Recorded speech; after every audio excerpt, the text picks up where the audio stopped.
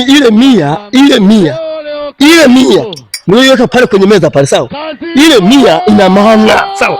Ile ni ya mimi kumlia ganja baadaye niweze kusimoko. Sasa wewe umejipanga kuichukua na kwenda kuitumia. Sasa sikiliza. Nisikize wewe boy. Nakupeleka kwenye mto, uende karibu na mamba mbwa wewe. Wewe ni hasara tu kwangu. Siwezi kukaa na mbwa sio saka. Nakaa na chizi, nakaa na mwenda wazimu. Wewe unatamani wewe mwenda wazimu? Unanichukulia 100? Wewe unaona mimi nakuchukua 100 eh? Sasa hiyo 100 yako hiyo kachukulie kule. Wewe unafanyaje hivi? Hapo mwache mwenzio bana. Mwache mwenzako, unamfanyaje? Pumbavu. Wewe akili zako ziko sawa? Zimejaa. Kwa nini mninginiza mzako kwenye mto? Nisikize dada. Mwambie nipe 100 yangu. Shilingi 100? Yes. 100. Watakuwa kwa sababu ya 100?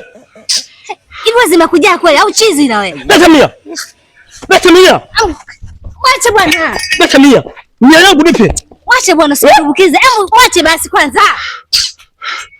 Kama kweli huyu, wewe unachukua 100 tu. Wewe unamuona mwenzako koje? Si chizi huyu. Sasa huko kwa aliruka karogea huko ndio akaambia hizo 100. Pengine wanamuloga ili kusudi wanaambia hizo 100. Akaenda kachukua hizo 100. Asikuje kwa kwangu mimi. Sawa, usichukue hizo. Yes, I see.